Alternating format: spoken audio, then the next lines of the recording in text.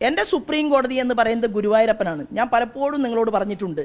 അപ്പോൾ കേരളത്തിൽ കോടിയേരി ബാലകൃഷ്ണൻ സനാതന മൂല്യത്തെ വെല്ലുവിളിച്ചു. ഇപ്പം നമ്മളോടൊപ്പം ഇല്ല അദ്ദേഹം.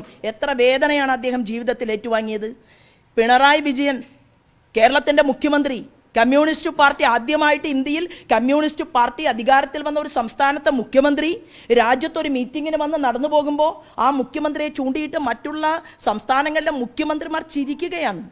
അവരുള്ളിൽ ചിരിക്കുകയാണ്. അങ്ങനെയുള്ള ഒരു സാഹചര്യം അദ്ദേഹത്തിന് എങ്ങനെയുണ്ടായി? BJP നേതാവ് ശോഭാ സുരേന്ദ്രൻ അന്തരിച്ച CPMന്റെ മുൻ സംസ്ഥാന സെക്രട്ടറി കോടിയേരി ബാലകൃഷ്ണനെ കുറിച്ചും കേരളത്തിലെ മുഖ്യമന്ത്രി പിണറായി വിജയനെ കുറിച്ചും ഏറ്റവും നീചമായ ഭാഷയിൽ അപമാനിക്കുന്നതിന്റെ ദൃശ്യങ്ങളാണ് നിങ്ങൾ ഇപ്പോൾ കണ്ടത്. കഴിഞ്ഞ ദിവസം ഡൽഹിയിൽ വെച്ച് മാധ്യമങ്ങളെ കാണുന്ന വേളയിലായിരുന്നു ഇത്ര നീചമായ ഒരു പരാമർശം ശോഭാ സുരേന്ദ്രൻ നടത്തുന്നത്. സനാതന ധർമ്മത്തെ തകർക്കാൻ ശ്രമിച്ച കോടിയേരി ബാലകൃഷ്ണൻ അവസാന കാലത്ത് വേദന തിന്നു എന്നൊരു നീചമായ പരാമർശമാണ് ശോഭാ സുരേന്ദ്രൻ നടത്തിയിരിക്കുന്നത്. ഈ അവസരത്തിൽ ഒരു കാര്യത്തിന് വിശദീകരണം നൽകേണ്ട ബാധ്യത ഈ പ്രസ്താവന നടത്തിയതോടെ ശോഭാ സുരേന്ദ്രനുണ്ട്.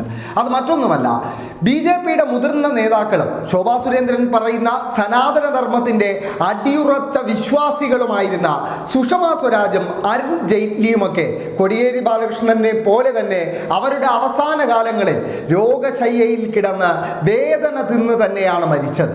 ആ അരുൺ ജെയ്റ്റ്ലിയുടെയും സുഷമാ സ്വരാജിന്റെയും മരണത്തെക്കുറിച്ച് ശോഭാ സുരേന്ദ്രൻ എന്താണ് പറയാനുള്ളത് എന്ന് പലരും ഇപ്പോൾ സമൂഹ മാധ്യമങ്ങളിൽ ചോദിക്കുന്നുണ്ട്.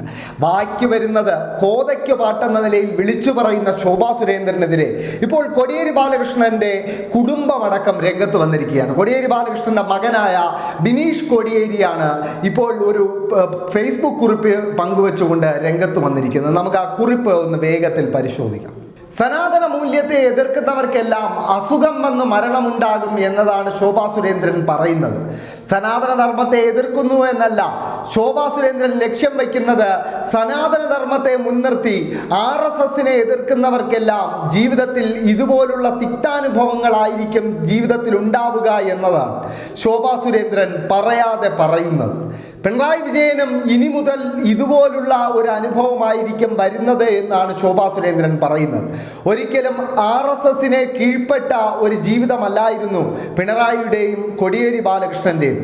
മരിക്കുന്നവരെ RSSന് കീഴ്പ്പെടാതെയാണ് കോടിയേരി ബാലകൃഷ്ണൻ ഈ നാട്ടിൽ ജീവിച്ചത്. ഇത്തരത്തിലുള്ള വിവാദങ്ങൾ സൃഷ്ടിക്കുന്നവർ ശ്രദ്ധിക്കേണ്ടത് ജനങ്ങളുടെ മനസ്സിൽ കോടിയേരി ആരായിരുന്നെന്നും എന്തായിരുന്നു എന്നും കൃത്യമായി അടയാളപ്പെടുത്തിയിട്ടുണ്ട്.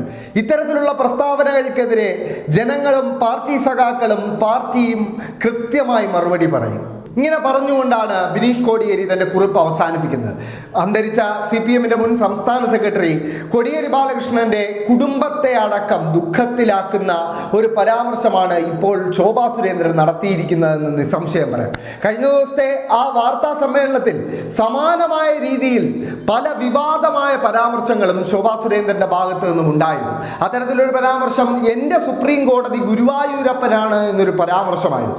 അതോടൊപ്പം CPMന്റെ രാജ്യസഭാംഗം ജോൺ ബ്രിട്ടാസിനെതിരെയും ഗുരുതരമായ യാതൊരു അടിസ്ഥാനവുമില്ലാത്ത ചില ആരോപണങ്ങളും ശോഭാ സുരേന്ദ്രൻ ഉന്നയിക്കുകയുണ്ടായി. ശോഭാ സുരേന്ദ്രനോട് ഒരു മാധ്യമപ്രവർത്തകൻ മുഖ്യമന്ത്രിയെ പരിഹസിക്കുന്ന വേളയിൽ ഒരാളുടെ രോഗാവസ്ഥയെ പരിഹസിക്കുന്നത് തെറ്റല്ലേ എന്ന് ചോദിച്ചപ്പോൾ എനിക്ക് രോഗമാണെന്നൊന്നും അറിയില്ല എന്ന് പറഞ്ഞുകൊണ്ട് തൻ്റെ പ്രസ്താവനയിൽ ഉറച്ചു നിൽക്കുന്ന ഒരു ശോഭാ സുരേന്ദ്രനെയാണ് നമുക്ക് കാണാൻ സാധിച്ചത്.